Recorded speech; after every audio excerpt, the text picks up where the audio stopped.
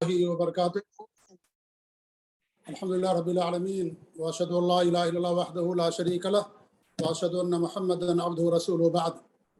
معزز ناظرین و مشاہدین و سامعین و سامعات، اللہ رب العالمین کے فضل و کرم سے، اس کے احسان سے ہر ہفتہ ہر جمعہ کو سعودی عرب کے ٹائم کے مطابق عصر کی نماز کے بعد تقریباً 1 گھنٹے تک اسلام کا جو دوسرا مصدر اور دوسرا ماخذ ہے اس کا علم حاصل ہم لوگ الحمدللہ کر رہے ہیں۔ اور اسلام کا دوسرا جو مصدر اس ناحیے سے کہا جاتا ہے کہ وہ ترتیب میں دوسرے نمبر پر ہے، ورنہ دلیل اور حجت کے لحاظ سے پہلے مصدر میں اور دونوں مصدر میں کوئی فرق نہیں ہے۔ جس طریقے سے کتاب اللہ حجت ہے، ایسے اللہ کے رسول صلی اللہ علیہ وسلم کی سنت اور آپ کی حدیث مبارکہ حجت ہیں۔ یہ ترتیب میں دوسرے نمبر پر ہے، ورنہ دلیل اور حجت کے لحاظ سے دونوں میں کوئی فرق نہیں ہے۔ دونوں اللہ کی طرف سے وہی ہیں۔ قرآن بھی منزل من اللہ ہے اور حدیثیں بھی اللہ رب العالمین کی طرف سے نازل شدہ ہیں۔ تو اللہ کے فضل و کرم سے الحمدللہ ہمارے محترم شیخ ابو زید ضمیر حفظہ اللہ ہر ہفتے ہمیں کتاب بلوغ المرام کی جو آخری ابواب ہیں، باب الترہیب و مساوی الاخلاق، اس کی حدیثیں آپ کے سامنے شرح کر رہے ہیں، اور الحمدللہ شیخ محترم تشریف لا چکے ہیں۔ اس لیے میں مزید اور نہ کچھ کہتے ہوئے صرف اتنی توجہ اطلاع دوں کہ انشاءاللہ آنے والے 3 ہفتے جو آنے والے آ رہے ہیں، ان 3 ہفتوں میں جو ہماری ٹائمنگ ہوگی بس تھوڑا سا فرق ہوا ہے، وہ یہ ہے کہ سعودی عرب کے ٹائم کے مطابق 3:45 سے 4:50 تک شیخ کا درس رہے گا، انڈیا کے ٹائم کے مطابق 6:15 سے 7:20 تک۔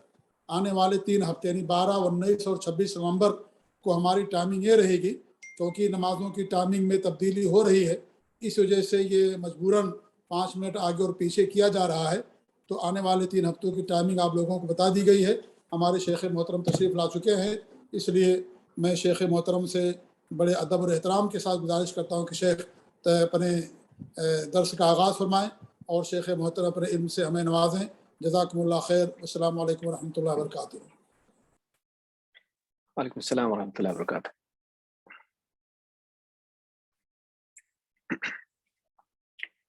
ان الحمد للہ نحمده ونستعینه ونستغفره ونعوذ باللہ من شرور انفسنا ومن سیئات اعمالنا، من يهده الله فلا مضل له ومن يضلل فلا هادي له، واشهد ان لا اله الا الله وحده لا شريك له، واشهد ان محمدا عبده ورسوله، اما بعد، فان خير الحديث كتاب الله، وخير الهدي هدي محمد صلى الله عليه وعلى آله وسلم، وشر الأمور محدثاتها، وكل محدثة بدعة، وكل بدعة ضلالة، وكل ضلالة في النار۔ قال الله تبارك وتعالى: وما آتاكم الرسول فخذوه وما نهاكم عنه فانتهوا۔ قابل قدر محترم فضیلت الشیخ مختار احمد مدنی حفظہ اللہ، دیگر اہل علم، میرے محترم دینی بھائیوں اور قابل احترام ماں اور بہنوں، حافظ ابن حجر العسقلانی کی کتاب بلوغ المرام سے کتاب الجامع میں باب الترہیب من مساوی الاخلاق، اس حصے سے کچھ حدیثیں ہم برے اخلاق سے متعلق دیکھ رہے ہیں۔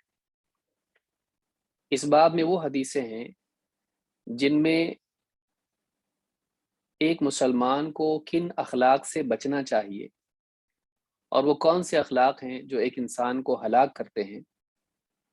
ان اخلاق میں سے بعض بدترین اور برے اخلاق کا تذکرہ ہے۔ مقصود یہ ہے کہ ان چیزوں کو سن کر پڑھ کر ہم اپنے آپ کو ان برے اخلاق سے بچائیں۔ پچھلے درس میں ہم نے دیکھا تھا کہ ریاکاری ایک بہت ہی بری صفت ہے، اور ایمان والوں کو اپنا عمل صرف اور صرف اللہ کی رضا کے لیے کرنا چاہیے، آخرت کے اجر و ثواب کے لیے کرنا چاہیے۔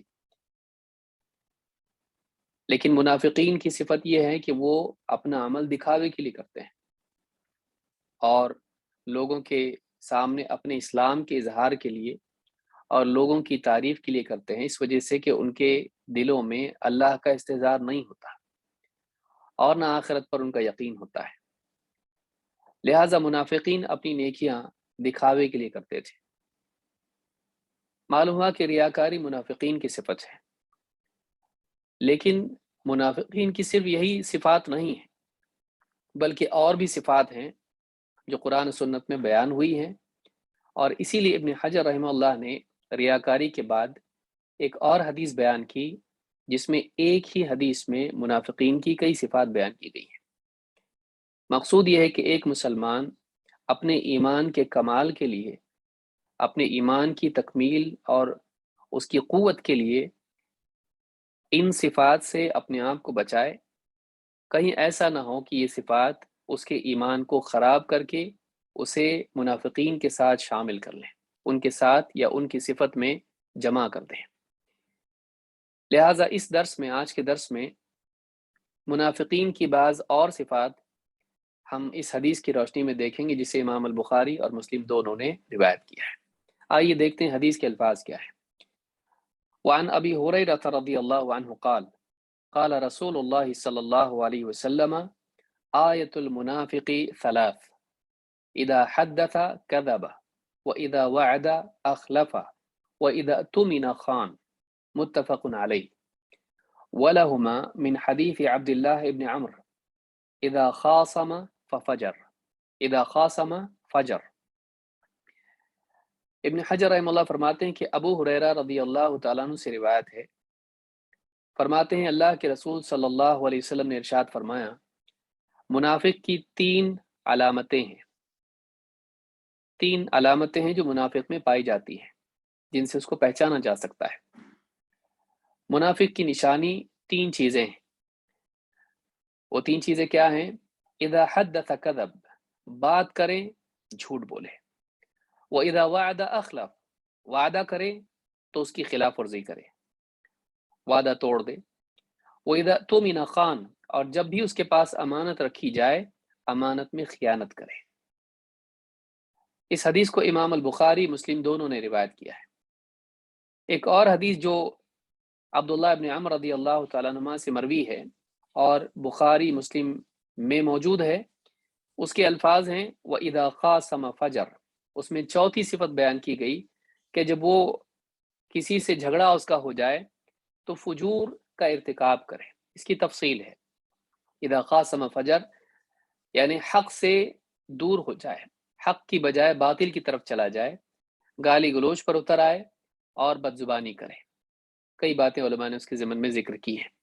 تو معلوم ہوا کہ منافقین کی کچھ علامات ہوتی ہیں جن سے ان کو پہچانا جاتا ہے۔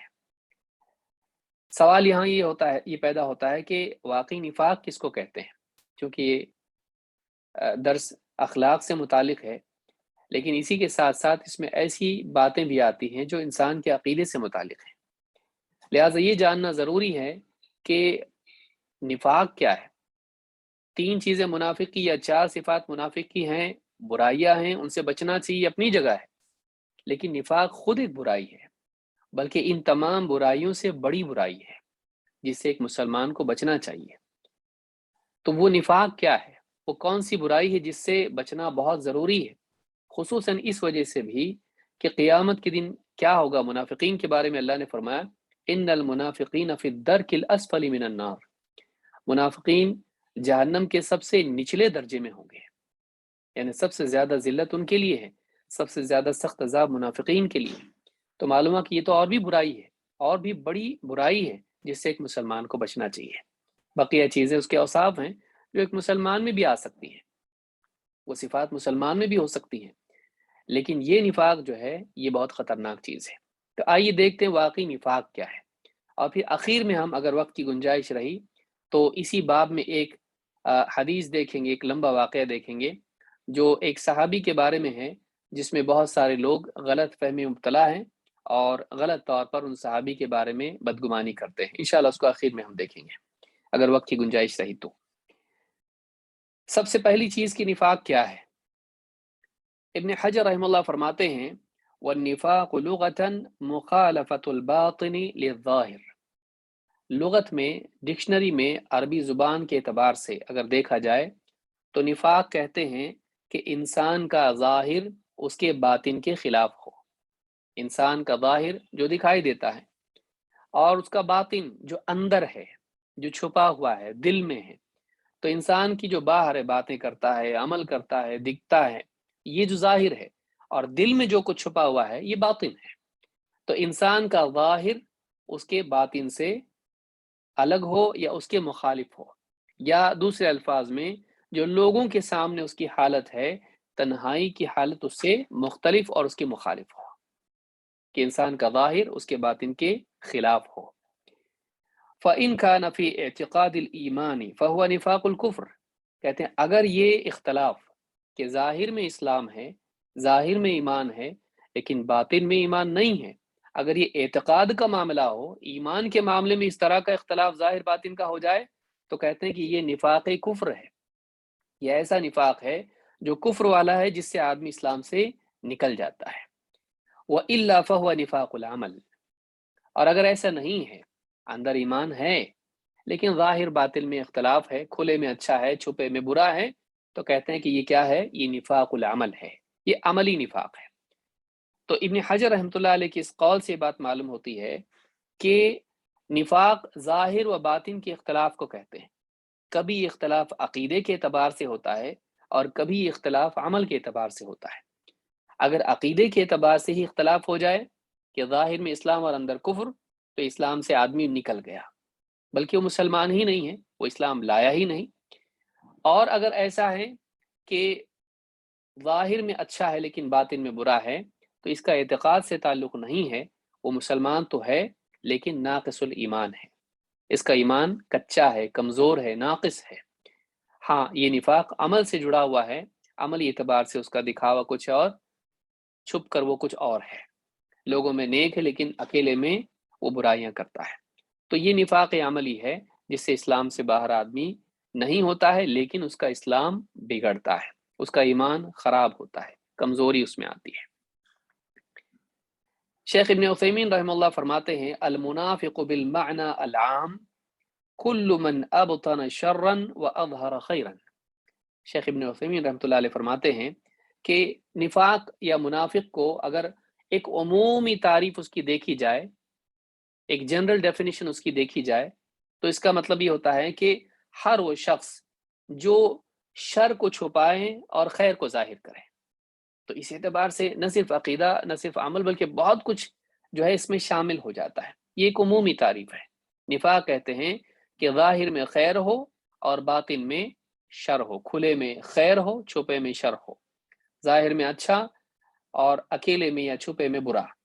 کہتے ہیں اما بالمعنى الخاص، لیکن خصوصی معنی کے اعتبار سے اگر نفاق کو دیکھا جائے تو کہتے ہیں الذي هو النفاق الذي صاحبه في الدرك الاسفل من النار. کہتے ہیں خصوصی طور پر اس معنی کو دیکھا جائے کہ نفاق خصوصی طور پر کیا ہوتا ہے، اس کے معنی خاص کیا ہیں. کہتے ہیں کہ یہ وہ نفاق ہے جس کا حامل یا جس نفاق والا جہنم کے سب سے نچلے درجے میں ہوگا. فَهُوَ إِبْطَانُ الْكُفْرِ وَإِظْهَارُ الْإِسْلَامِ. اور یہ نفاق کیا ہے کہ انسان اپنے کفر کو چھپائے رکھے اور اسلام کو ظاہر کرے. کسی مصلحت کی وجہ سے مسلمان ہو گیا، مسلمان حکومت ہو گئی، تو اس کے اندر ڈر کے، یہ سوچ کے کہ مجھ کو فائدے حاصل نہیں ہوں گے مسلمانوں والے، یا مجھ کو خطرہ ہو جائے گا، تو ایسی صورت میں آدمی ظاہر میں تو اسلام لے آئے لیکن اندر سے کافر کا کافر رہے.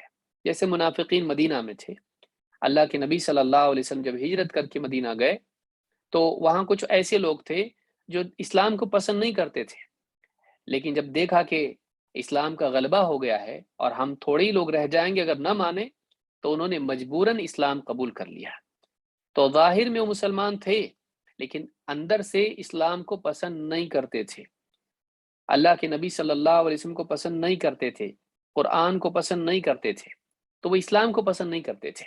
تو ظاہر میں اسلام تھا لیکن باطن میں کفر تھا.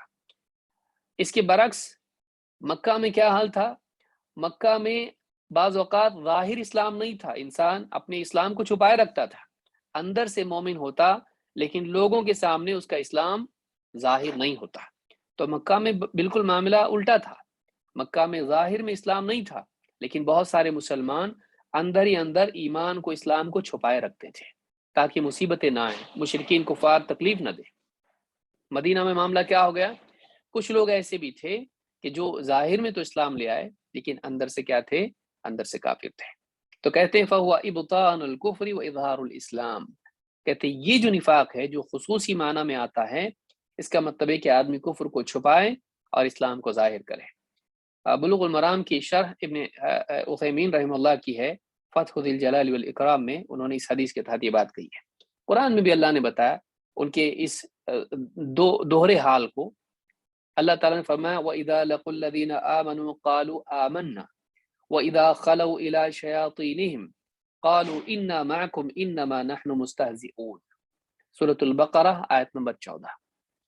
منافقین کا حال بیان کرتے ہوئے اللہ نے فرمایا ان کا حال یہ ہے وَإِذَا لَقُوا الَّذِينَ آمَنُوا قَالُوا آمَنَّا، جب ایمان والوں سے ملتے ہیں تو کہتے ہیں کہ ہم ایمان لائے ہیں، لیکن وَإِذَا خَلَوْا إِلَىٰ شَيَاطِينِهِمْ، جب ان کے جو سرکش ساتھی ہیں، شیطان کے معنی سرکش کے ہوتے ہیں، ان کے جو شیاطین ہیں جو انسانوں میں سے ہیں، شیطان نما انسان، قالوا انا معکم، ان سے کہتے ہیں، ان کو بھروسہ دلاتے ہم تمہارے ساتھ ہیں، ہم گئے نہیں، مسلمان نہیں ہیں ہم لوگ، ہم تمہارے ساتھ ہی ہیں، انما نحن مستہزئون، ہم تو بس ان مسلمانوں سے مذاق کر رہے ہیں، ان سے ہم مذاق کرتے ہیں، دکھاوے میں ان کے مسلمان دکھائی دیتے ہیں اور ہم ان سے مزہ لے رہے ہیں، ان کو یہ بتا کر کہ ہم مسلمان ہیں۔ تو اپنے دھوکے کو وہ لوگ لذت لیتے تھے، دھوکہ دے کر مسلمانوں کو۔ تو کہا انما نحن مستہزئون، ہم تو ان سے بس مذاق ٹھٹھا کرتے ہیں۔ یہ اس آیت میں اللہ نے بتایا کہ کھلے میں تو مسلمان ہیں مسلمانوں کے سامنے، لیکن اپنی نجی مجالس میں وہ کیا ہیں؟ وہ کافر ہیں، کہتے ہیں کہ ہم ایمان نہیں لائے ہیں، ہم تو بس مذاق کے طور پر کہتے ہیں کہ ہم مسلمان ہیں۔ تو اس طرح کا جو دوہرا رویہ ہے یہ منافقین کا تھا۔ اس سے معلوم ہوتا ہے کہ ان کا جو نفاق تھا یہ اعتقادی تھا کہ وہ اسلام نہیں لائے تھے۔ اللہ نے دوسری جگہ کہا، اس کی ابتدائی میں کہا کہ وَمِنَ النَّاسِ مَن يَقُولُ آمَنَّا بِاللَّهِ وَبِالْيَوْمِ الْآخِرِ وَمَا هُمْ بِمُؤْمِنِينَ، لوگوں میں بعض ایسے ہیں جو زبان سے کہتے ہیں کہ ہم اللہ پر اور آخرت کے دن پر ایمان لائے، لیکن یہ واقعی ایمان والے نہیں ہیں، حقیقت میں ایمان والے نہیں ہیں۔ يُخَادِعُونَ اللَّهَ وَالَّذِينَ آمَنُوا، یہ اپنے گمان میں دھوکہ دے رہے ہیں اللہ کو، خود سمجھ رہے ہیں کہ ہم دھوکہ دے رہے ہیں اللہ کو، حالانکہ اللہ کو کوئی دھوکہ نہیں دے سکتا ہے۔ اللہ فرماتا ہے یخادعون اللہ، یہ اپنے گمان میں اللہ کو دھوکہ دے رہے ہیں، والذین آمنوا، اور ایمان والوں کو بھی، وما یخدعون الا انفسهم وما یشعرون، لیکن بات یہ ہے کہ یہ اپنے سوا کسی اور کو دھوکہ نہیں دے رہے ہیں، لیکن خود انہیں اس کا شعور نہیں ہے، خود انہیں اس کا شعور نہیں ہے۔ کوئی آدمی اللہ کو دھوکہ نہیں دے سکتا ہے، وہ ظاہر میں اسلام، باطن میں کفر، مسلمانوں کے ساتھ سازشیں، دھوکے بازیاں، مذاق، یہ سب کچھ کر کے یہ سمجھ رہے ہیں کہ ہم دھوکہ دے رہے ہیں۔ اللہ سے کچھ چھپا ہوا نہیں ہے، ٹھیک ہے مسلمانوں سے چھپا رہ سکتا ہے، اللہ کے نبی صلی اللہ علیہ وسلم سے کچھ وقت تک چھپا رہ سکتا ہے، لیکن اللہ تعالیٰ چونکہ جانتا ہے، اللہ تعالیٰ اپنے نبی کو خبر دے دیتا ہے، اور نبی صلی اللہ علیہ وسلم صحابہ کو بتا دیتے ہیں تمہارا نفاق چھپ نہیں سکتا ہے، ہمیشہ نہیں چھپ سکتا ہے، وقتی طور پر اللہ تعالیٰ اس پردہ ڈالے رکھے اللہ کی مصلحت، لیکن اللہ چاہے تو اس کو ظاہر کر سکتا ہے، تم چھپے ہوئے نہیں۔ تو کہا کہ وما يخدعون الا انفسهم وما يشعرون، وہ کسی اور کو نہیں بلکہ اپنے آپ کو دھوکہ دے رہے ہیں، لیکن انہیں اس کا شعور نہیں ہے۔ آگے فرمایا فی قلوبہم مرض فزادہم اللہ مرضا، ان کے دلوں میں ایک مرض تھا تو اللہ تعالیٰ نے ان کے اس مرض کو اور بڑھا دیا۔ ابن عباس کہتے ہیں ان کے دلوں میں مرض تھا، شک کا مرض تھا، اسلام کے بارے میں، ایمان، قرآن و سنت کے بارے میں، نبی صلی اللہ علیہ وسلم کے بارے میں ان کے دلوں میں شک تھا، توحید کے بارے میں شک تھا، یقین نہیں تھا۔ تو اللہ تعالیٰ نے ان کے اس شک کو اور بڑھا دیا۔ کیوں؟ اللہ نے کیا فرمایا وَلَهُمْ عَذَابٌ أَلِيمٌ بِمَا كَانُوا يَكْذِبُونَ، اور ان کے لیے ایک دردناک عذاب ہے اس وجہ سے کہ وہ جھوٹ کہتے تھے، وہ جھوٹا اقرار کرتے تھے، دھوکہ دینے کے لیے جھوٹا اقرار کرتے تھے اور مذاق اڑاتے تھے۔ تو اس کی دنیاوی سزا کیا ملی؟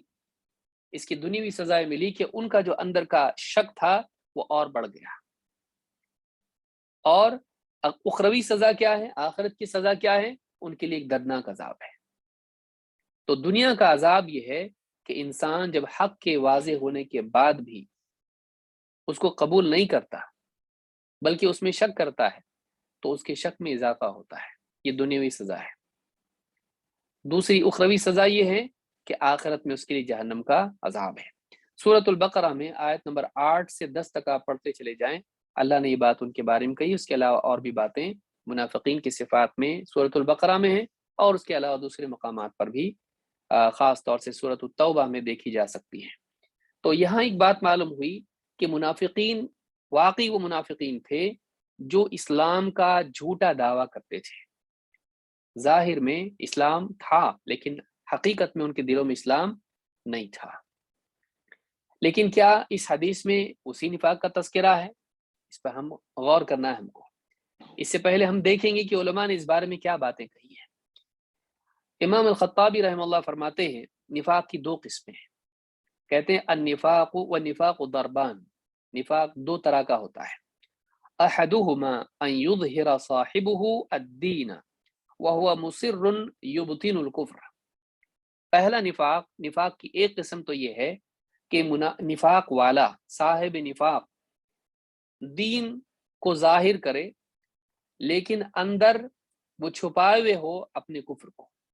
دینداری کو ظاہر کرے, ہاں میں دین قبول کرتا ہوں, اسلام قبول کرتا ہوں, لیکن اندر کفر کو چھپائے رکھے.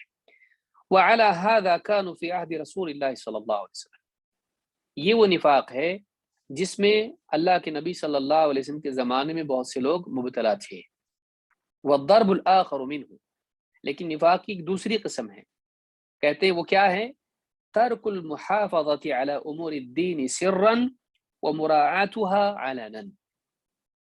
کہتے ہیں کہ دوسری قسم نفاق کی کیا ہے کہ ایک انسان دینداری دینداری کو تنہائی میں چھپے میں چھوڑے رکھے, دینداری کا اہتمام نہ کرے, نمازیں چھوڑ دیں اور اکیلے میں گناہ کیے, اور گھر کی زندگی میں دیندار نہیں ہے, گالی دیتا ہے اور جھوٹ بولتا ہے, دھوکہ دیتا ہے اور اس طرح کی بہت ساری چیزیں کرتا ہے. گھر میں دیندار نہیں ہے, لوگوں سے جب ملاقات کرتا ہے, لوگوں کے سامنے, بازار میں, مسجد میں, یہاں وہاں لوگوں کی میٹنگز میں, وہاں کیسا ہے؟ بہت دیندار ہے, اللہ والا. لوگوں کے سامنے وہ دیندار ہے لیکن تنہائیوں میں دیندار نہیں ہے. کہتے ہیں ترک المحافظۃ علی امور الدین سرا ومراعاتها علنا. علانیہ تو رعایت کرتا ہے دین کی, تنہائی میں کوئی اہتمام دین کا نہیں ہے. کتنے لوگ اس میں مبتلا, اللہ ہم سب کی حفاظت فرمائے. وہذا یسمى نفاقا. اور کہتے ہیں اس کو بھی نفاق کہیں. کیوں؟ ظاہر باطن کا اختلاف ہے, کھلے چھپے کا اختلاف ہے, اور اسی اختلاف کو, اسی مخالفت کو تو نفاق کہتے ہیں. کما جاء فی قولہ صلی اللہ علیہ وسلم سباب المؤمن فسق وقتالہ کفر. جیسا کہ حدیث میں اسی کی شبیہ, اسی کے مشابہ ایک اور حدیث میں آیا ہے, جسے اللہ کے نبی صلی اللہ علیہ وسلم فرماتے ہیں مسلمان کو گالی دینا گناہ ہے, فسق ہے, اور اس کے ساتھ قتال کرنا, اس کے ساتھ جنگ کرنا, لڑنا, یہ کفر ہے. کہتے ہیں وَإِنَّمَا هُوَ كُفْرٌ دُونَ كُفْرٍ. کہتے ہیں اس حدیث میں کیا آیا کہ مسلمان سے قتال کرنا, اس سے جنگ کرنا کفر ہے. تو امام خطابی رحمۃ اللہ علیہ فرماتے ہیں کہ یہ جو کفر ہے وہ اس کفر سے کمتر کفر ہے. وہ فسق دون فسق, اور یہ فسق ہے اس بڑے فسق سے چھوٹا فسق. کیونکہ منافق کے لیے بہت ساری حدیثوں میں فاسق کا لفظ آتا ہے, تو کہتے ہیں کہ یہ فسق وہ نہیں ہے جو منافق والا ہے, یہ چھوٹا فسق ہے. کذالک ہوا نفاق دون نفاق. اور یہ بھی جو عملی نفاق ہے یہ اس نفاق سے چھوٹا نفاق ہے جس میں اللہ کے نبی صلی اللہ علیہ وسلم کے زمانے کے منافقین مبتلا تھے, جن کا نفاق اعتقادی تھا. تو یاد رکھیں شرک دو مرتبے میں ہوتا ہے, بڑا شرک, چھوٹا شرک. جیسے ہم نے ریاکاری کے بارے میں دیکھا. اور دوسرے کفر ہوتا ہے, بڑا کفر, چھوٹا کفر. اسی طرح سے فسق ہوتا ہے بڑا, چھوٹا. اسی طرح سے آپ دیکھیں گے نفاق ہوتا ہے بڑا نفاق اور چھوٹا. جو بڑا والا ہے وہ اسلام سے نکال دیتا ہے, چھوٹا والا جو ہے یہ انسان کو کنارے تک پہنچا دیتا ہے لیکن اسلام سے باہر نہیں نکالتا. وہ مسلمان باقی رہتا ہے لیکن اس کا اسلام اور اس کا ایمان بہت ہی کمزور ہو جاتا ہے. اس لیے کہ بہت بھیانک چیز ہے یہ, اس سے بہت بڑی دراڑ, بہت بڑا نقصان, بہت بڑا خلل آدمی کے دل میں پیدا ہو جاتا ہے. تو علامہ خطابی نے بخاری کی شرح میں یہ بات کہی, اعلام الحدیث کی کتاب ہے جلد نمبر 1 صفحہ نمبر 166 پر۔ سوال یہ ہے کہ اس حدیث میں جو کہا گیا ہے کہ منافق کی 3 علامتیں ہیں، تو اس میں کون سا منافق مراد ہے؟ شیخ عبداللہ الفوزان کہتے ہیں والمراد بالنفاق فی هذا الحدیث نفاق العمل، کہتے ہیں اس حدیث میں جس نفاق کا ذکر ہے وہ عملی نفاق ہے، یعنی جس میں یہ چیزیں پائی جائیں تو وہ اسلام سے باہر نہیں ہو گیا، وہ منافق نہیں ہوگا، اس پہ منافق کا لیبل نہیں لگا سکتے ہیں، بلکہ وہ کیا ہے کہ وہ عملی نفاق۔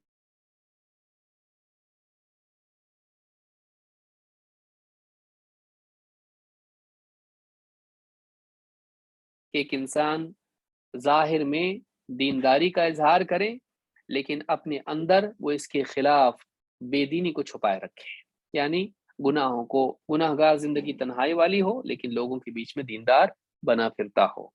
منحۃ العلام میں انہوں نے یہ بات کہی ہے، جلد نمبر 10 صفحہ نمبر 212 پر۔ اسی باب میں ابن الملقن رحمہ اللہ فرماتے ہیں وقد اجمعت، اس کو یاد رکھیں، وقد اجمعت الامة على ان من كان مصدقا بقلبه ولسانه وفعل هذه الخصال لا يحكم عليه بكفر، کہتے پوری امت کا اس بات پر اتفاق ہے کہ جس شخص نے اپنے دل سے اور اپنی زبان سے ایمان کی تصدیق کی ہو، قرآن و سنت میں جو باتیں آئی ہیں اس کو سچا مانتا ہے، اپنے دل سے مانتا ہے اور زبان سے اقرار بھی کرتا ہے، وفعل هذه الخصال، اور ان بری خصلتوں میں مبتلا ہو جائے جو اس حدیث میں آئی، لا يحکم علیہ بکفر، اس پہ کفر کا فتویٰ نہیں داغا جائے گا، اس پر کفر کا حکم نہیں لگایا جائے گا کہ چونکہ تیرے اندر یہ 4 باتیں آ گئی، 3 باتیں آ گئی تو منافق ہے، تو اسلام سے باہر نکل گیا، نہیں کہا جائے گا اس کے بارے میں۔ ولا ہوا منافق یخلد فی النار، اور نہ وہ ایسا منافق ہے کہ جو ہمیشہ ہمیشہ جہنم میں رہے۔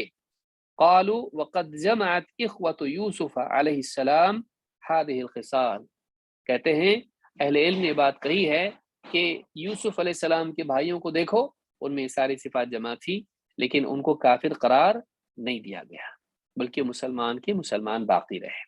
وعدہ خلافی، جھوٹ، باپ سے جھوٹ بولے بیٹے کے بارے میں، بھیڑیا لے گیا، اور اس طرح کی بہت ساری چیزیں ہوئیں، وعدہ خلافی ہو یا جھوٹ ہو یا اس طرح کی اور صفات ان میں جمع تھی، لیکن ان چیزوں کے جمع ہونے کے باوجود بھی انہیں کافر قرار نہیں دیا گیا، لہٰذا کوئی مسلمان اگر اس میں یہ چیزیں پائی جاتی ہیں اسلام سے باہر نہیں ہوتا ہے، اسلام سے باہر نہیں ہوتا ہے۔ التوضیح لشرح الجامع صحیح، بخاری کی شرح ہے ابن الملقن کی، اس میں انہوں نے جلد نمبر 3 صفحہ نمبر 55 پر یہ بات کہی ہے۔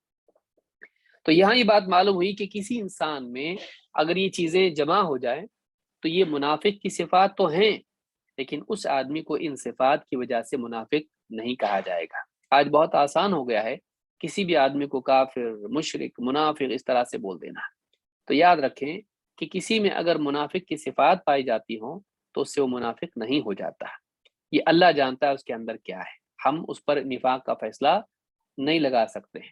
اللہ کے نبی صلی اللہ علیہ وسلم کے زمانے میں یہ معلوم ہوتا تھا کہ فلاں منافق ہے اللہ کی وحی کے ذریعے سے، خود اللہ کے نبی صلی اللہ علیہ وسلم خود سے معلوم نہیں کر سکتے تھے، اسی لیے اللہ نے کہا لا تعلمهم نحن نعلمهم، اے نبی آپ ان کو نہیں جانتے، ہم ان کو جانتے ہیں۔ ہاں یہ اور بات ہے کہ ان کی علامات کچھ ہیں جن سے ان کو پہچانا جا سکتا ہے، لیکن قطعی حکم کسی پر لگانا صحیح نہیں ہے، ہو سکتا ہے مسلمان کا مسلمان ہو لیکن اس میں صفات پائی جاتی ہوں، یاد رکھیں اس کو۔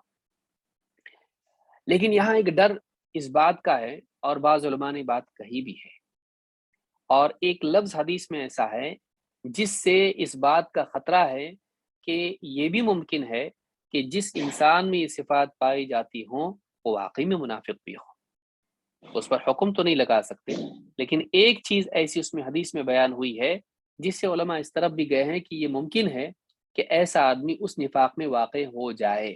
آئیے دیکھتے ہیں وہ بات کیا ہے جو ہمارے لیے ڈرنے کی چیز ہے۔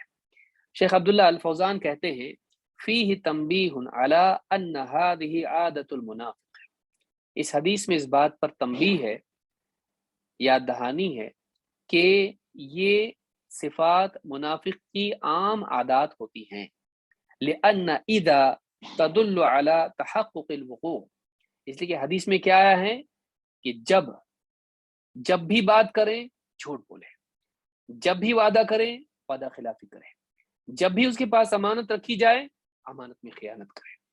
تو لفظ اذا آ رہا ہے، یہ بتاتا ہے کہ یہ ہمیشہ ہمیشہ کا اس کا معمول ہے۔ ایک آدھ مرتبہ جھوٹ بول دیا، ایک آدھ مرتبہ خیانت کر لیا، ایک آدھ مرتبہ وعدہ خلافی کیا، ظاہر بات ہے منافق کی صفات ہے، لیکن اس سے آدمی منافق نہیں ہوتا ہے۔ پکا منافق کیسا ہوتا ہے؟ جس کے یہ عام معمول ہو جائے، جس کا ہمیشہ کا حال یہ ہو جائے، جب بھی بولے جھوٹ بولے، جب بھی بولے وعدہ خلافی کرے، جب بھی اس کے پاس امانت رکھی جائے کوئی پرواہ اس کو نہ آخرت کا، کوئی استعداد نہ ہو، کیونکہ اس کے دل میں کوئی اس کا ایمان ہی اس پر نہیں ہے۔ تو ایسا آدمی کیا کرے گا؟ ایسے آدمی کے اندر عام طور سے یہ صفات پائی جائیں گی، اس کا ہمیشہ کا دائمی معمول ہوگا۔ کہتے ہیں قال الخطابی کلمۃ اذا تقتضی تکرار الفعل، کہتے لفظ اذا جب بھی، اس سے معلوم ہوتا ہے اس کا تقاضا یہ ہے کہ اس کی زندگی میں اس کی تکرار ہو، ایک آدھ مرتبہ یہ غلطی نہیں کرتا ہے، ہمیشہ کا اس کا معمول ہے۔ یہ خطرہ ہے کہ بہت ممکن ہے ایسا آدمی ایسا ہو۔ منحۃ اللہ میں انہوں نے بات کی۔ ابن حجر کہتے ہیں فتح الباری میں وقیل هو محمول على من غلبت عليه هذه الخصال وتهاون بها واستخف بأمرها فإن من كان كذلك كان فاسد الاعتقاد غالبا۔ یہ بہت سخت بات ہے جو ابن حجر نے کہی ہے۔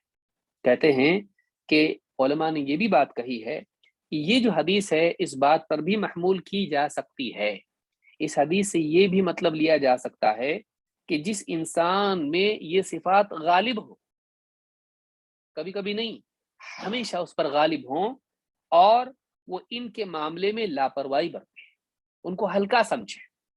ایک آدمی کوئی گناہ کرتا ہے، اس کا ایمان اسے ملامت کرتا ہے۔ آدمی گناہ کر لیتا ہے بعض اوقات جذبات میں آ کر، مفاد کی بنیاد پر، خوف کی بنیاد پر۔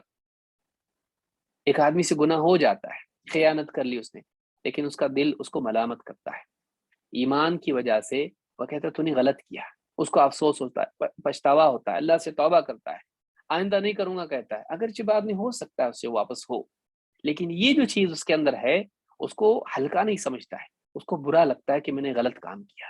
کہتے ہیں اگر نہیں ہو یہ وَتَهَاوَنَ بِهَا وَاسْتَخَفَّ بِأَمْرِهَا، اور اس کے معاملے میں لاپرواہی برتے اور اس کو ہلکا سمجھے، لاپرواہی کریں، ہلکا سمجھے، اس کے بارے میں اس کو کوئی یعنی برائی اس کے دل میں نہیں آئے، اس پہ افسوس نہیں ہو اس کو۔ فَإِنَّ مَنْ كَانَ كَذَلِكَ كَانَ فَاسِدَ الْاعْتِقَادِ غَالِبًا، جس آدمی کا یہ حال ہو، اس پہ یہ صفات غالب ہوں، عموماً یہ ہوتا ہے، غالباً یہ ہوتا ہے کہ ایسا آدمی اس کا عقیدہ بھی فاسد ہوتا ہے۔ کیسے ایک مسلمان سے اس بات کی امید کی جا سکتی ہے کہ جب بھی بولے جھوٹ بولے، جب بھی بولے یعنی جب بھی وعدہ کرے وفا نہ کرے، جب بھی اس کے پاس امانت رکھی جائے ہمیشہ اس میں خیانت کرے؟ کبھی کبھی سمجھ میں آتا ہے ہمیشہ، ایسا آدمی کس اللہ پر ایمان رکھ رہا ہے، کس آخرت کو مانتا ہے؟ ایسا آدمی اس کے کہیں نہ کہیں اس کے ایمان میں خرابی ہے، وہ خرابی بہت بھیانک بھی ہو سکتی ہے، وہ خرابی، وہ کمزوری انکار کی پڑوسی بھی ہو سکتی ہے، وہ اس دائرے میں داخل بھی ہو سکتا ہے کہ قدر انکار بھی کرتا ہے، شک کرتا ہے، انکار نہ کرے شک کرے، ایسا بھی ہو سکتا ہے۔ تو اس کا یقین شک کی طرف اس کو دھکیل چکا ہو، ایسا آدمی ایسے کام کرتا ہے۔ تو یہ ایک ڈر کی بات ہے جو اس یعنی حدیث کے تعلق سے اہل علم نے کہی ہے۔ شیخ عبداللہ الفوزان کہتے ہیں وَمِمَّا يَدُلُّ عَلَى خَطَرِ النِّفَاقِ الْعَمَلِي، کہتے ہیں کہ عملی نفاق کا خطرہ، اس تعلق سے جو بات ہمارے سامنے آتی ہے انہ وسیلۃ وذریعۃ الی النفاق الاکبر، کہتے یہ جو چھوٹا نفاق ہے یا یہ جو عملی نفاق ہے، اس کے بارے میں بہت ڈرنے کی بات یہ ہے کہ یہ ذریعہ ہے، وسیلہ ہے بڑے نفاق کی طرف لے جانے والا۔ یہ ایک ایسی گاڑی ہے جس میں بیٹھنے والا آدمی بڑے نفاق تک پہنچتا ہے۔ ان صفات کا حامل ہونا انسان کے لیے راستہ ہموار کرتا ہے کہ وہ واقعی پکا منافق بن جائے۔ کہتے انہ وسیلۃ وذریعۃ الی النفاق الاکبر وهو نفاق الاعتقاد، جو کہ عقیدے والا نفاق ہے۔ کما ان المعاصی برید الکفر، ویسے ہی جیسے گناہ کفر کا خط ہوتے ہیں یا ڈاکیا ہوتے ہیں، فَيُخْشَى عَلَى مَنْ أَصَرَّ عَلَى خِصَالِ النِّفَاقِ أَنْ يَسْلُبَ الْإِيمَانِ یا أَنْ يُسْلَبَ الْإِيمَانِ، کہتے ہیں کہ جس آدمی میں ان بری صفات پر اصرار ہو، اسی پر ڈٹا رہے، جمع رہے، اس کے بارے میں ڈر ہے اس بات کا کہ کہیں اس کا ایمان سلب نہ ہو جائے۔ اللہ ہم سب کی حفاظت فرمائے۔ اس کے بارے میں جس میں یہ صفات غالب ہوں، اس پہ جمع رہے، ڈٹا رہے، اس کے بارے میں ہمیں ڈر ہے اس بات کا کہ کہیں اس کا ایمان سلب نہ ہو جائے۔ فَيَصِيرَ مُنَافِقًا خَالِصًا نَسْأَلُ اللَّهَ السَّلَامَةَ، اور انجام یہ ہے کہ وہ خالص منافق بن جائے۔ اللہ ہم سب کی حفاظت فرمائے۔ ایسا وہ کیوں کہہ رہے ہیں؟ ایسا اس لیے کہہ رہے ہیں کہ اس باب میں ایسی حدیثیں آئی ہیں۔ کون سی حدیث آئی دیکھتے ہیں۔ اللہ کے نبی صلی اللہ علیہ وسلم فرماتے ہیں آیت المنافق ثلاث، منافق کی 3 علامتیں ہیں۔ وَإِن صَامَ وَصَلَّى وَزَعَمَ أَنَّهُ مُسْلِمٌ، منافق کی 3 علامتیں ہیں، چاہے وہ نماز پڑھے، چاہے وہ روزہ رکھے، نماز پڑھے اور اس بات کا دعویٰ کرے کہ وہ مسلمان ہے، مسلمان ہونے کا دعویٰ کر رہا ہے لیکن اس میں یہ صفات ہیں، تو ایسا انسان منافق ہے۔ امام مسلم نے اس کو روایت کی کتاب الایمان میں، حدیث نمبر 59۔ اسی طرح سے ابو یعلا کے الفاظ ہیں، مسند ابی یعلا میں حدیث ہے ثلاث من کن فیہ فہو منافق، 3 چیزیں جس میں پائی جائیں وہ منافق ہے۔ وَإِن صَامَ وَصَلَّى وَحَجَّ وَاعْتَمَرَ، چاہے وہ روزہ رکھے، نماز پڑھے اور حج کرے، عمرہ کرے، وقال انی مسلم، اور زبان سے کہے کہ میں مسلمان ہوں، ایسا آدمی کیا ہے؟ منافق ہیں۔ کیوں؟ 3 چیزیں کیا ہیں؟ اذا حدث کذب، واذا وعد اخلف، واذا اؤتمن خان، وہ بولے تو جھوٹ بولے، وعدہ کرے تو وفا نہ کرے، مخالف وعدے کی خلاف ورزی کرے، اور جب اس کے پاس اسے امانت سونپی جائے خیانت کرے، چاہے وہ دعویٰ کرے کہ میں مسلمان ہوں، ایسا آدمی منافق ہے۔ صحیح ترغیب حدیث نمبر 2938، شیخ البانی کہتے ہیں کہ حدیث حسن لغیرہ ہی ہے۔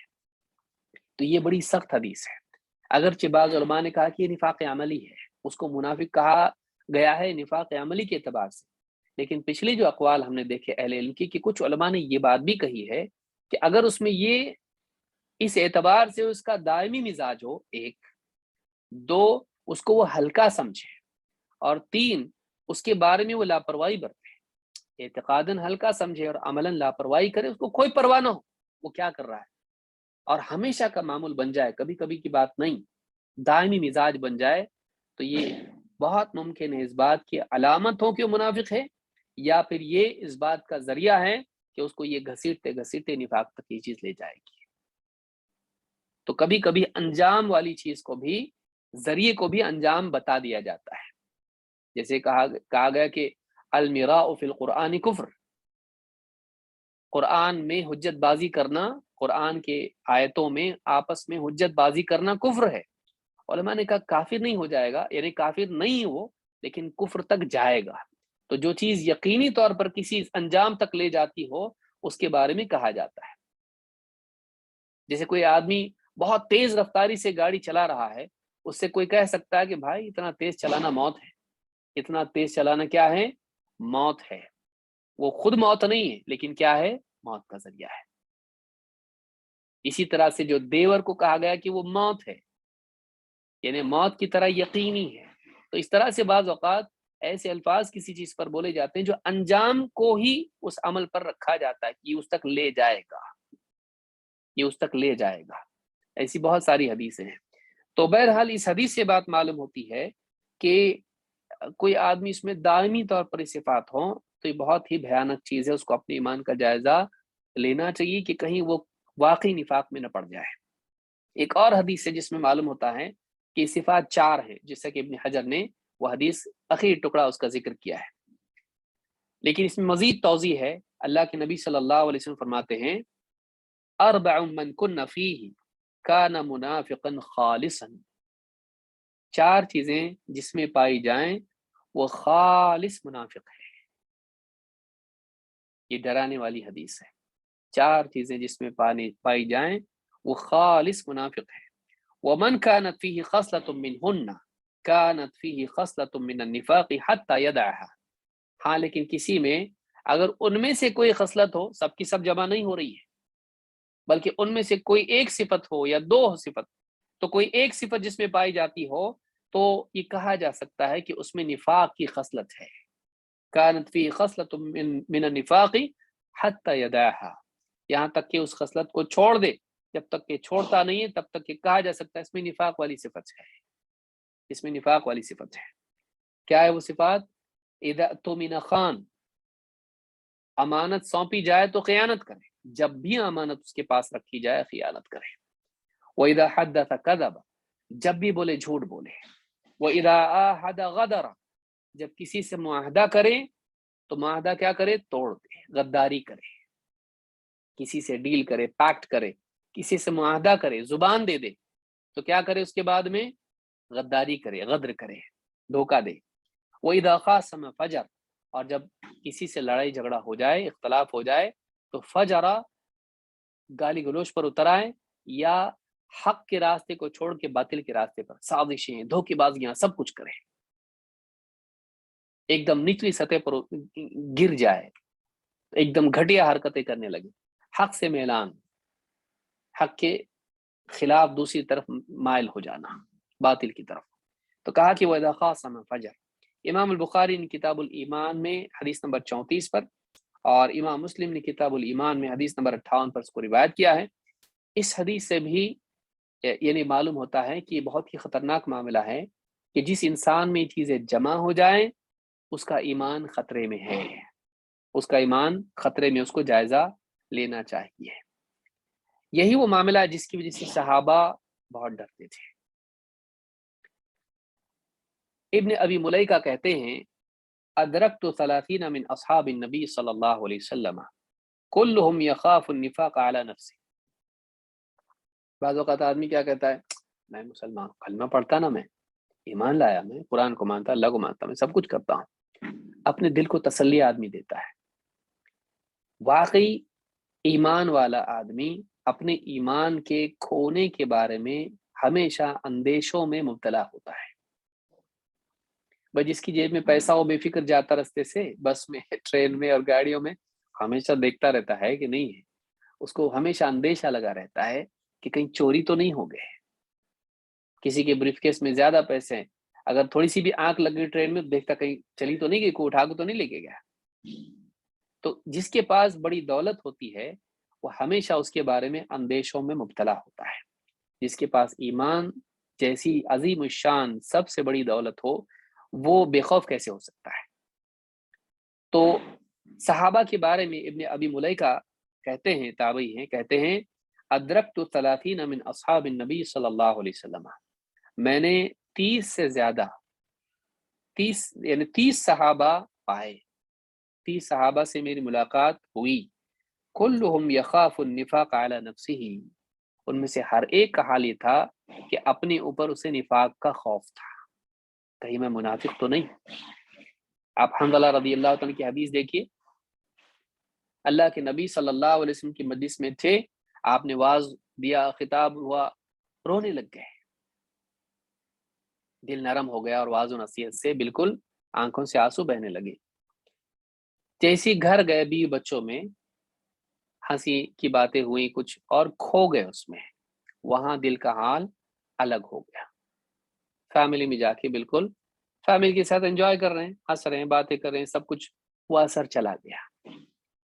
तो उनके दिल में ये ख्याल आया कि वहां तो ऐसा रहता बहुत रोने वाला, नसीहत सुन के कितना रोना आ रहा है, और यहाँ घर पे आकर हंसता है बीवी बच्चों में, वहां हाल अलग, यहाँ हाल अलग, वहां एकदम दीनदारी, और यहाँ तो बिल्कुल बेफिक्री, वहां आखिरत की याद, आखिरत की फिक्र, आखिरत की के खौफ से परेशान, रोने वाला, यहाँ आके हंसता है। एहसास दिल में पैदा हुआ, फौरन जुबान से अल्फाज निकले, नाफका हंज़ला, हंज़ला तो मुनाफिक हो गया। निफाक क्या है? ज़ाहिर और बातिन का खिलाफ, अपने बारे में अंदेशा होगा। फौरन घर से निकले, रास्ते में अबू बकर सिद्दीक रज़ी अल्लाह तआला मिले, इनकी जुबान के अल्फाज वही सुने, नाफका हंज़ला, मुलाकात हुई तो कहा, सुभान अल्लाह, क्या कहते हो? कहा, देखो हम अल्लाह के नबी सल्लल्लाहु अलैहि वसल्लम की मजलिस में होते हैं, ये हाल होता है, और घर पे जाते हैं ऐसा होता है। کہا ایسا تو مجھ کو بھی ہوتا ہے۔ دونوں کے دونوں اللہ کے نبی صلی اللہ علیہ وسلم کی خدمت میں گئے اور کہا اللہ کے رسول نافق حنظلہ۔ کہا کیا ہوا؟ کہا اللہ کے رسول آپ کی مجلس میں ایسا ہوتا ہے اور ہم گھر پہ جاتے ہیں تو ایسا ہوتا ہے۔ کہا اے حنظلہ اگر تمہارا وہی حال ہونے لگے جو میری مجلس میں ہوتا ہے تو فرشتے تم سے مصافحہ کرنے لگے ہیں، لیکن اے حنظلہ ساعتن و ساعہ ساعتن و ساعہ، اے حنظلہ کبھی کبھی کبھی کبھی۔ وہ جو کیفیت ہے ایمان کے ایک دم اونچی کیفیت، وہ ہمیشہ حاصل نہیں ہوگی، یا یہ معنی ہے کبھی ایسا ہوگا اور کبھی ویسا ہوگا۔ ساعتن و ساعتن، ایک ساتھ ایسی ہوگی کہ تم رو رہے ہو اللہ کے قریب ایک دم اور آخرت کی فکر غالب، لیکن کچھ ساتھیں ایسی بھی تمہاری ہوں گی، ایک ساتھ ویسی بھی ہوگی بیوی بچوں میں، تجارت میں، یا کسی اور حال میں۔ ہر وقت وہ استحضار نہیں ہو سکتا ہے۔ انسان کا دل اللہ نے ایسے ہی بنایا ہے، قلب کو قلب اسی لیے کہتے ہیں کہ اس میں تقلب ہوتا ہے۔ تو صحابہ ڈرتے تھے۔ مقصود اس واقعے سے یہ ہے کہ صحابہ ڈرتے تھے اپنے بارے میں، اس لیے نہیں کہ ان کا عقیدہ خراب تھا نعوذ باللہ، یا انہیں یقین نہیں تھا، اس لیے کہ وہ اپنے بارے میں ہمیشہ ڈرتے تھے۔ وہ تھوڑے سے بھی تغیر سے اپنے بارے میں فکر مند ہو جاتے تھے۔ ہمارا وہ حال نہیں ہے۔ ہماری زندگی میں بڑے سے بڑا تغیر آ جاتا ہے، خرابی آ جاتی ہے، لیکن ہم کسی نہ کسی حدیث کو پکڑے رہتے ہیں، سہارا دامن اس کا پکڑے رہتے ہیں اور اپنے دل کو تسلی دیتے رہتے ہیں۔ اس تسلی کے نتیجے میں ہمارے زوال میں کوئی کمی نہیں ہوتی ہے، وہ زوال بڑھتا چلا جاتا ہے اور ہم اپنے آپ کو تسلی دیتے رہتے ہیں، لوری سناتے رہتے ہیں اپنے آپ کو کہ سوئے رہے، اور آدمی سویا رہتا ہے اور پھر جب بیدار ہوتا ہے تو پھر بہت زیادہ زندگی میں تنزل آ چکا ہوتا ہے۔ صحابہ ایسے نہیں تھے، تھوڑا سا بھی معاملہ بدلا کھٹک پیدا ہوتی تھی، یہ کھٹک ایمان کی علامت ہے۔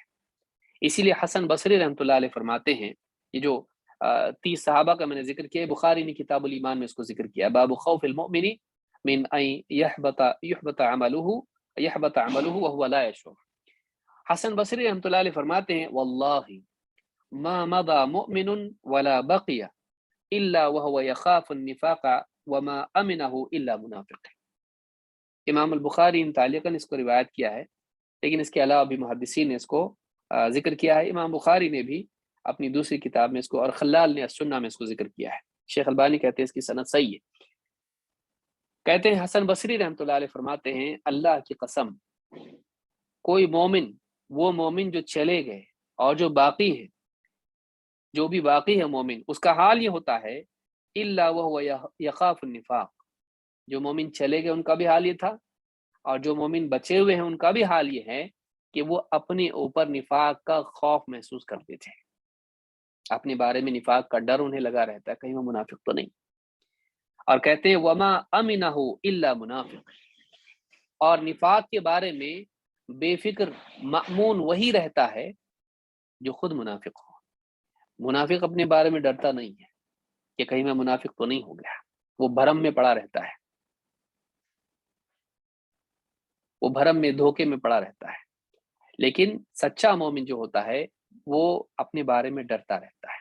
تو کہا کہ مومن ہی اپنے ایمان کے بارے میں ڈرتا ہے اور اپنے اوپر نفاق کا خوف محسوس کرتا ہے، اور منافق اپنے بارے میں بے فکر رہتا ہے، اسے کبھی خوف محسوس نہیں ہوتا ہے۔ تو یہ جو چیز ہے یہ امام البخاری نے بھی ذکر کیا اور خلال نے اسے السنہ میں روایت کیا ہے، حدیث نمبر 1656 پر امام الخلال نے اس کو ذکر کیا ہے۔ سوال یہاں پر یہ پیدا ہوتا ہے کہ کیا منافق کی 3 ہی علامتیں ہیں یا اس سے زیادہ ہے؟ ہم دیکھ چکے ہیں کہ حدیث میں 3 آیا، تو پھر 3 تھی تو پھر 4 کیسے ہوئی؟ چوتھی صفت بھی بیان کی ابن حجر نے ایک اور حدیث میں، اور ہم نے دیکھا اس کو بخاری مسلم میں ہی، کہ جب لڑے تو آپ بد زبانی کریں۔ تو 3 کا کیا مطلب ہے یہاں پر؟ علماء نے 2 باتیں یہاں پر کہی، کہ ایک تو یہ کہ 3 سے مراد یہاں پر 3 میں محصور نہیں ہے، بلکہ 3 اس وقت میں ذکر کر دی، کسی وقت میں اور ذکر کی، کسی وقت میں اور ذکر کی، 4 بھی ذکر کیے آپ نے۔ اور ایک یہ کہ شروعات میں آپ کو 3 بتائی گئی تھی، پھر آپ نے اس کے بعد مزید اور صفت بتائی گئی تو آپ نے اس میں اگلی مرتبہ میں اضافہ کیا۔ دونوں باتیں علماء نے کہی ہیں، لیکن مسلم کی ایک حدیث سے بات معلوم ہوتی ہے کہ 3 میں حصر نہیں ہے، بلکہ آپ نے فرمایا من علامات المنافق ثلاثہ، منافق کی جو علامتیں ہیں ان میں سے 3 یہ ہیں۔ تو معلوم یہ ہوا کہ اور بھی بہت ساری علامتیں ہیں، لیکن اس وقت میں تمہیں 3 بتاتا ہوں، کسی اور وقت میں اور بھی بتائی ہیں، تو اس سے سارا مسئلہ حل ہو جاتا ہے۔ اس لیے آپ نے فرمایا من علامات المنافق ثلاثہ، منافق کی علامات میں سے 3 یہ ہیں، اور آپ نے پھر 3 صفات بیان کی۔ صحیح مسلم حدیث نمبر 59۔ شیخ عبداللہ الفوزان کہتے ہیں کہ والمنافق له خصال اخر مذمومہ، منافق کی اور بھی بہت ساری بری خصلتیں ہیں۔ وقد يكون تخصيص هذه الخصال بالذكر لأنها أظهر عليهم من غيرها عند مخالطتهم المسلمین، کہتے ہیں کہ اور بھی بہت ساری منافقین کی صفات ہیں، لیکن جب منافقین مسلمانوں کے ساتھ ملتے ہیں تو ان کی زندگی میں یہ 3 صفات عام طور سے دیکھنے میں آتی ہیں۔ اس کے علاوہ بھی اور صفات ان کی ہیں، لیکن یہ صفات جو ہے غالب ان میں ہوتی ہیں، اور مسلمانوں کے ساتھ جب وہ ملتے جلتے اٹھتے بیٹھتے ہیں تو یہ دیکھنے میں آتی ہیں، ظاہر ہوتی ہیں۔ او لأنها هي التي يضرون بها المسلمین، یا یہ وہ 3 صفات ہیں جن کے ذریعے سے وہ مسلمانوں کو تکلیف پہنچاتے ہیں، جھوٹ بول کے دھوکہ دیتے ہیں، مس گائیڈ کرتے ہیں مسلمانوں کو، مسلمان ان کے پاس امانت رکھے تو خیانت کرتے ہیں، مسلمان سے کوئی وعدہ کرتے ہیں اور دھوکہ دیتے ہیں، ان وقت پر غدر کر دیتے ہیں، اذا عہد غدر۔ تو یہ جو صفات ہیں ان کی، اس کے ذریعے سے مسلمانوں کو تکلیف دیتے ہیں۔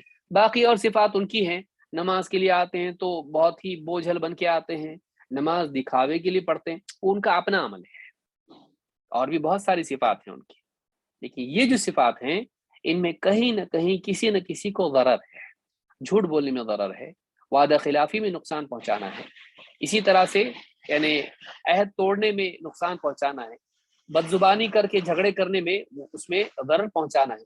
تو یہ وہ صفات ہیں جس کے ذریعے مسلمانوں کو نقصان پہنچاتے ہیں، اسی لیے آپ نے ان 3 کا ذکر یہاں پر کیا، یا ان 4 یا 5 کا ذکر کیا ہے۔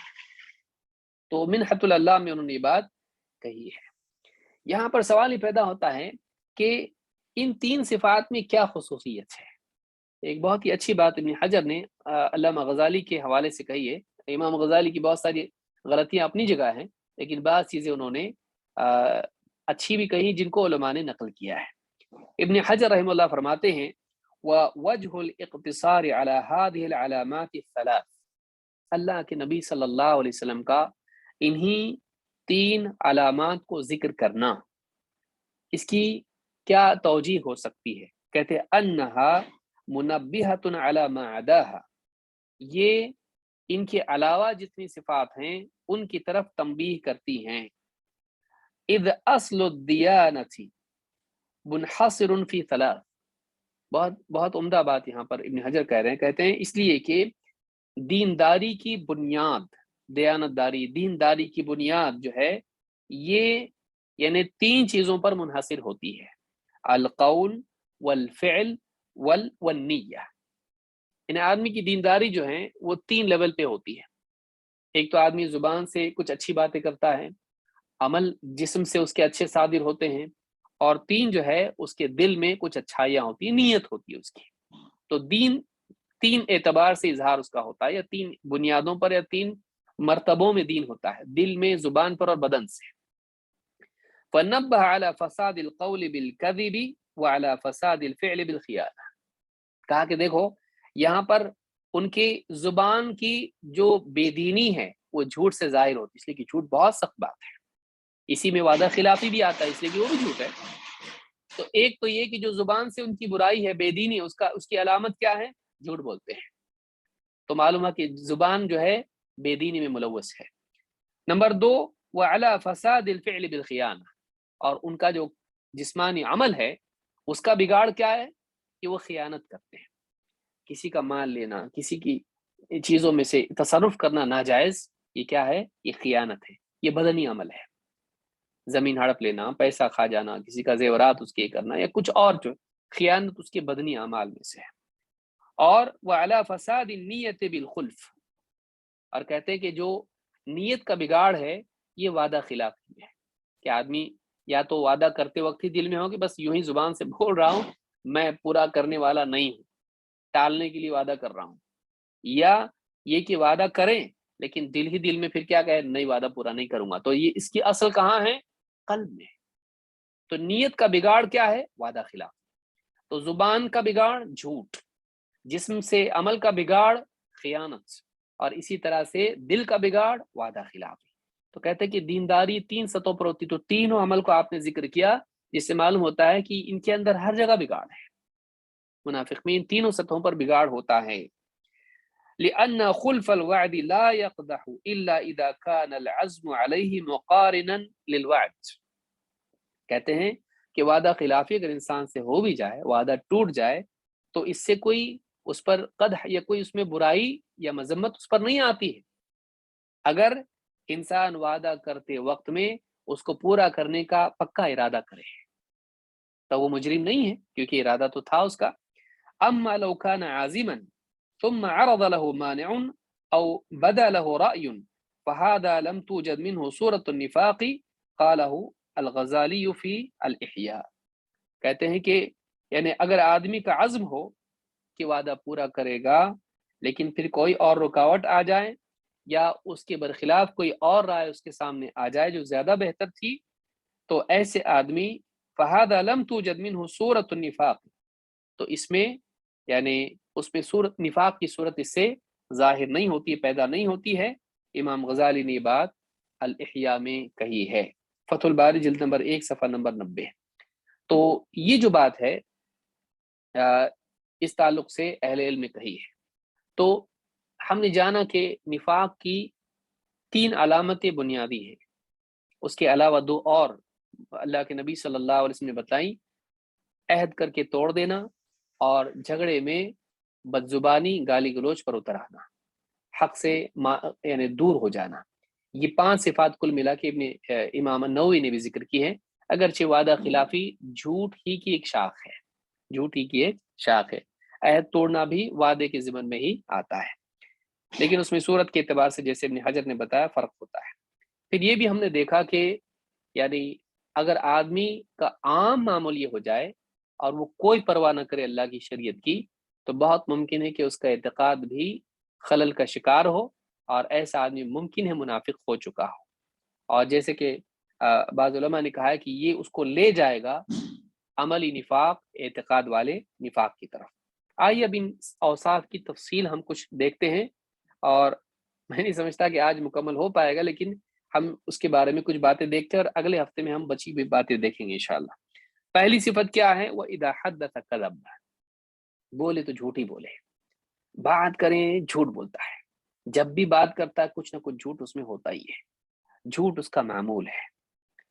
اللہ کے نبی صلی اللہ علیہ وسلم فرماتے ہیں ایاکم والکذب وایاکم والکذب، خبردار جھوٹ سے بچو، جھوٹ سے بچو۔ فإن الکذب یہدی الی الفجور، کیوں؟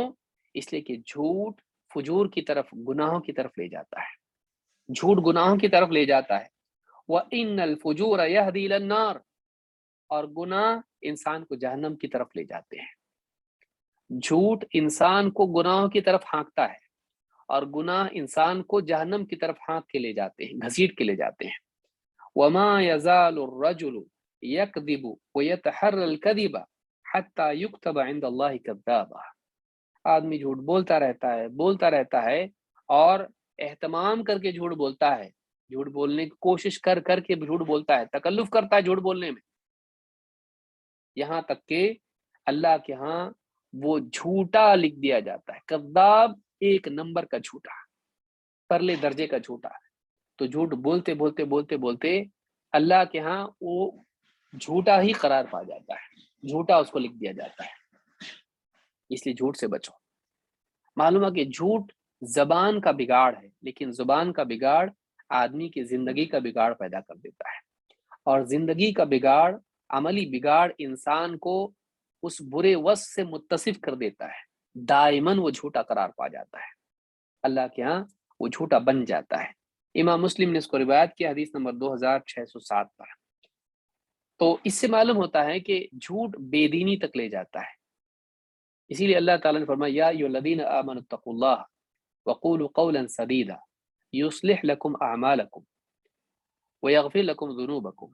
آپ دیکھیں گے اللہ نے کیا فرمایا، اے ایمان والو اللہ سے ڈرو اور سیدھی سیدھی بات کہو، دائیں بائیں اس میں ملاوٹ کر کے، زبان ٹیڑھی کر کے، لوگوں کو دھوکہ دے کے غلط सीधी बात करो, स्ट्रेट फॉरवर्ड, साफ साफ बात करो, अल्लाह से डरो और साफ गोई का एहतमाम करो, सीधी और सच्ची बात करो। क्या होगा नतीजा? युस्लिह लकुम आमालकुम, अल्लाह तुम्हारे आमाल को भी संवारेगा। अब देखिए अल्लाह ने क्या कहा, अल्लाह से डरो, जुबान से इस्तेमाल करो, अमल सही हो जाएंगे। मालूम हुआ कि तकवा दिल में है, जुबान, तकवा से जुबान सही हो जाती है और जुबान से अमल सही हो जाते हैं।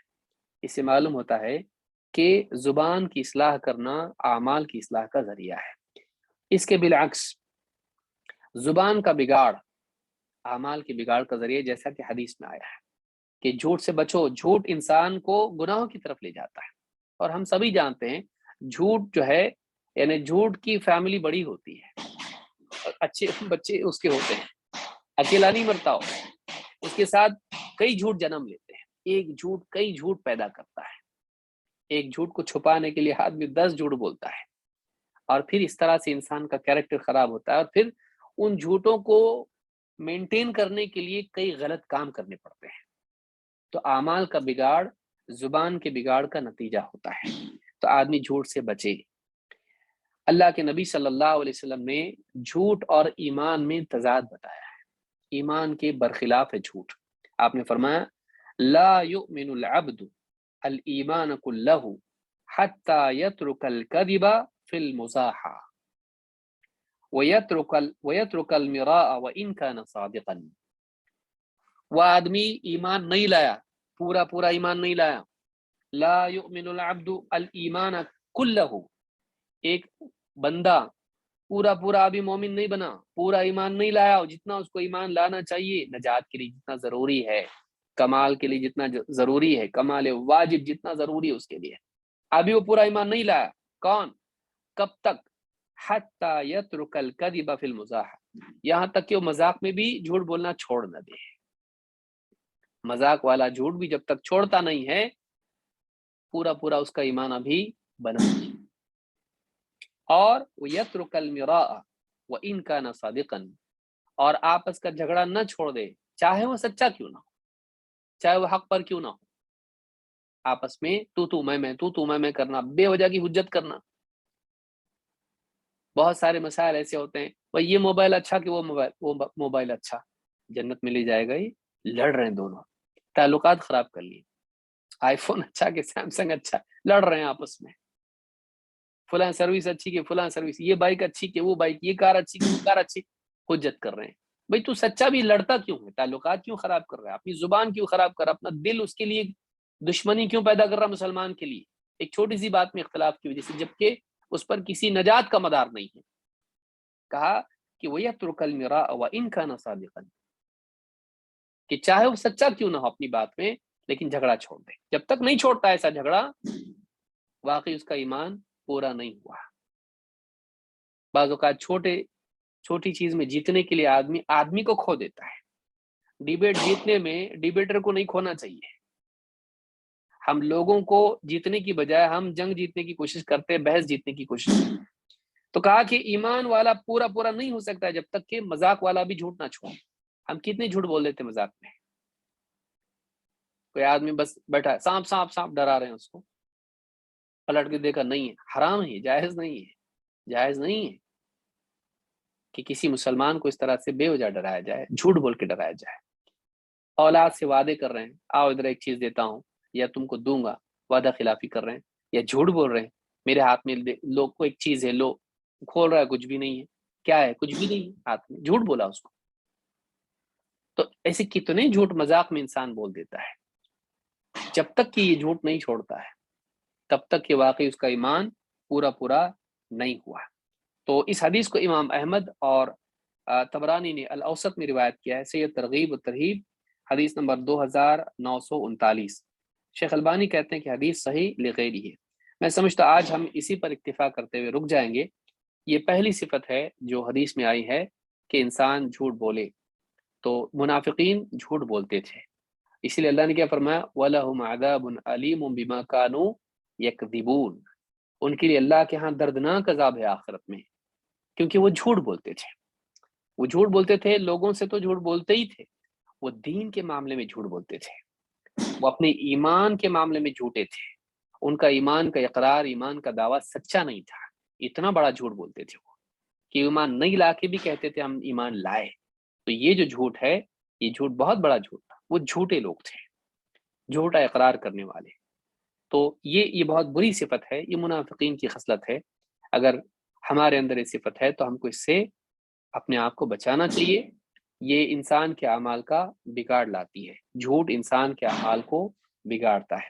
اللہ تعالی ہم سب کو سچ بولنے کی توفیق عطا فرمائے، اور اپنے ایمان کی تکمیل اور اکمال کی توفیق عطا فرمائے، اور منافقین کے جو صفات اور ان کے اوصاف اور ان کی خصلتیں ہیں، ہم سب کو ان سے بچنے کی توفیق عطا فرمائے اور ہمارے ایمان کو کامل فرمائے۔ بقیہ جو باتیں انشاءاللہ ہم اگلے ہفتے دیکھیں گے، اور ایک صحابی کے بارے میں جو غلط فہمی ہے انشاءاللہ اس بارے میں بھی گفتگو کریں گے۔ اقول ھذا واستغفر اللہ لی ولکم۔ جزاک اللہ خیر شیخ۔